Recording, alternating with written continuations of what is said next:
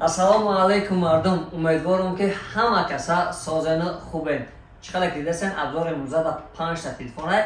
Ва 5 та телефон нархшон то 15000 рубл ай. Мо видео кадаги будем телефоно то 7000 рубл. Боя видео я кадаги будем телефоно то 10000 рубл. Ва ин видео семи мо, яъне ки сеюм серияш мешава бугем видео дар бораи телефоное ки то 15000 рублан. Иҷа мо ҳама телефонеро наовардем ки мақсад то 15000 рублан. Фақат ҷидо кардем 5 дона гирифтем омадем. Нархошон ай 10000 то 15000 рублай.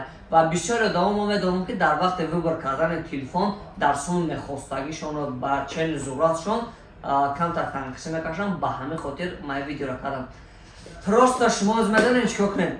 Дар канал подписаться кунед, зангулачара гирён кунед ки ягон видеора нагзаронда тамошо кунед ва дар бораи ҳама телефонҳо маълумот бигиред. Боз май телефонҳоро дарни коробкашон меброрам, мебинем дарни коробкашон чӣ дорад ва дар охир мегем ки кадомаш выгоднее барои харидан ва барои истифода бурдани мо.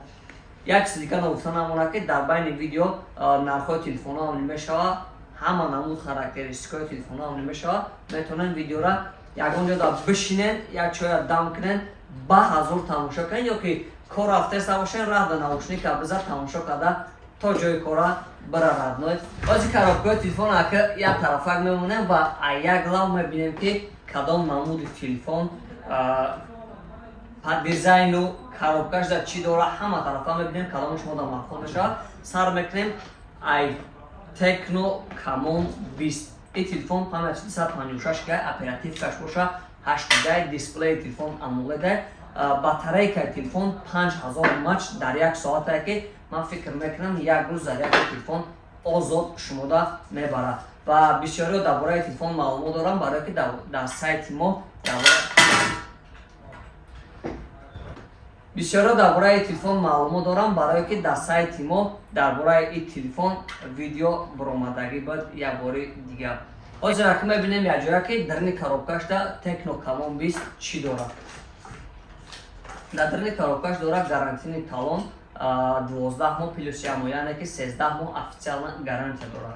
داره یک تا چخال و پلیونکا برای زاشته اکران. و در اینجا باشه زریاد میگوره یک تایگه برای زریاد موندن، یعنی که تلفن حساب میکنیم که پولنی کامپلکت आहे. تلفن هم میخرید دیگه نه چخال میکنی نه زریادنگ میکنی نه زاشتن استفاده میکنی، در نشده همه چیز داره. تلفن دیمی ما باشه سامسونگ گالاکسی A14. در ویدیو پیشنمون درباره سامسونگ ویدیو نبود. برای چی که برای چی؟ برای که وقتی که ما ویدیو پیشنهاد کردیم سامسونگ تا 10000 روبل نبود و این سامسونگ باشه نرخش 12000 بالا های. حاضر ما تلفن هم میبریم در این کامپلکت چنین ببینیم چی هست چی نیست. و تلفن رنگ سیاه های سامسونگ گالاکسی A14 و در این کامپلکت چقدر شما دیدین کوروبکاش باشه که در این کامپلکت یک دانه کابل برای زریاد موندن داره، даже بلوکتن نداره. من فکر میکنم که این یک مینوس برای سامسونگ A14. نو بلوکتن عدل نه هست، میتونن استفاده برین برای این تلفن. و تلفن سیمی ما باشه پوکو S65. این تلفن نو برآمدگی است. بیده تا 2-3 هفته شد برآمدگی است. و تلفنچه خوبه، همه طرفه پروسسورش هم پروسسور چوتکا، نرخش هم نرخ ارزان. از بعد مقصد ویدیو نرخورا میمونم، نرخورا ببینید که کدامش چانس می. تلفن ها دیدین پروستا سویتش خیلی شروع باده باور کنید. از میبینیم اگه در درون کامپلکتش این تلفن چی داره.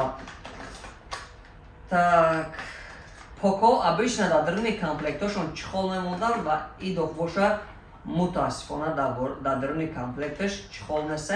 طاقه زریاد میکنه برای زریاد موندن، تمام دیگه یگون چی نداره. ردمی 13C. ردمی 13C پروسسورش، طرز کار کردنش، باتریکش، کامراش با چی داره. کراچی چیزی که در همه درون همین ردمی 13C هست در این پوکو 365 هست. چیزی که هست دیزاینشون هم یکن. پس میدونید چی فرقی دارن. نیا کنین. фарқият чун инаҷа да поко навистага иҷа Redmi навистаги нестай тамом. Дарни коробка и чӣ дора? Я ҷоя бинем. Дарни коробка и чхол надора прозрачный, на прозрачный дора, на сиёҳ дора, ягон амуд надора. Фақат як дона кабел ва дона блок барои заряд мондан ҳастаю тамом. Бигем ин телефон чӣ хеле ки маслиҳат кардам, просто номошона дига кардан бировардан тамом. Телефони охирон Redmi Note 12. این تلفن لگندر تلفن های برای چی؟ برای که به حد خریدار این تلفن بسیار های. Redmi Note 12 نگاه کنیم برادرها تا 15,000 روبل فقط اپراتیو که 4 پامیتش 128 گیگ. وقتی که پامیتش بسیارتر شد نرخش کمتر قیمتتر میشه. و این تلفن Redmi Note 12 باز در این کامپلکت چه می‌بینیم چی داره؟ در این کامپلکت چخال داره. خیریت که این تلفن چخال داشته. Redmi Note 12 چخال داره و با در اینجا بلاک داره برای زریاد موندن. بلاک پیتانیش 33 واته که 20 زریاد داره. این طرف دیدین این طرف در نرخ‌های تلفن‌های نبرآمده مقصد همه تلفن‌ها چی نرخ دارن چه خیلی نرخ دارن این طرف در نبرآمد شما میتونید یک بار نرخ‌ها را ببینید اگر کدامی که زکاس کردنی این اینجا تلگرام کانال ما های میتونید بدرونید در اونجا نرخ‌های دیگه تلفن‌ها را ببینید و این نمره که بالای اکران دیدین میتونید پروسس زنگ بزنید یا که در واتساپ نویسید میتونید لوگوی اونجا زکاس کنید بازی درباره خاراکتریستیک‌های تلفن گپ میزنه میبینید که باتری که کدام سوخته و پروسسور کدامش خوبتره. این تلفن‌هایی که در اینجا هستن باتری‌های همش 5000 ماهش در یک ساعته یعنی که یک روز تلفن زریادش میبره این زویسید خود شما میکنه ممکن که بسیارتر زریادش ببره. همه چیزی که بسیارتر مردم مود اینترسیه کامرای تلفن های تکنو کامون 20 64 مگاپیکسل صورت میگیره. سامسونگ گالاکسی A14 باشه 50 مگاپیکسل صورت میگیره. پوکو 365 50 مگاپیکسل صورت میگیره.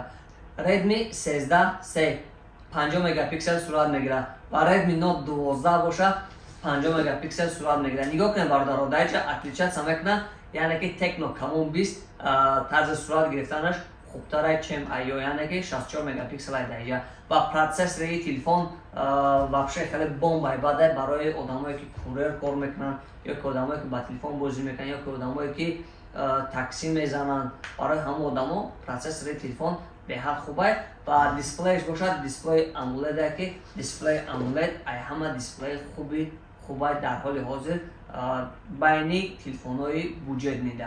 فکر میکنم درباره همه تلفن‌ها معلومات دادیم در این کاراکترشون دیدیم چی دارن چی ندارن و شما میتونید که در کامنتاریا پروستا فکرای خودتون رو بنویسید که کدامش ویگرنیه برای ما رو خریدن.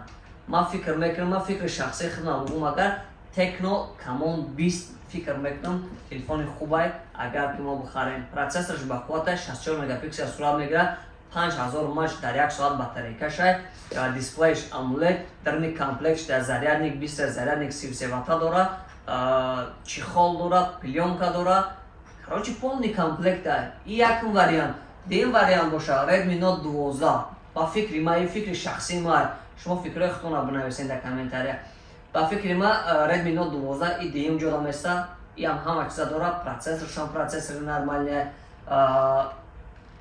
باتریکش 5000 ماهش در ساعت همه طرفا خوبه و این ایده تلفنی که اینجا دستین شما پوکو 365 Redmi 13 هر دوی تلفن ها یک چیزن یگان اپلیکیشن ندارن وقتی که اگر همه تلفن ها خریدنی شدن شما پروست نرخش نگاه کنید کدامش ارزون تره همونش بخرین تمام کدامش که ارزونه همونش بخرین برای که هر دوش یک چیزای بگیم разница نمیکنه تمام و سامسونگ جای خود چه داره سامسونگ واقعا جای خود چه داره سامسونگ A14 فکر میکنم یک تلفنایی که خیلی خدمت میکنه برای چی برای که سامسونگ کمپانی هست که نرمال تلفن میبره و تا حاضر آوازی بلند داره مقصد همه طرفا فکر خودتون میتونید در کامنتار نویسین подписаться کردن فراموش نکنید میتونید شما باید ویدیو را پدلیت کنید یگان برادراتون ده یگان شناساتون ده میتونن درباره تلفن ها معلومات گیرن подписаться کنن شتاب یگان ویدیو را نگذرونده تماشا کنن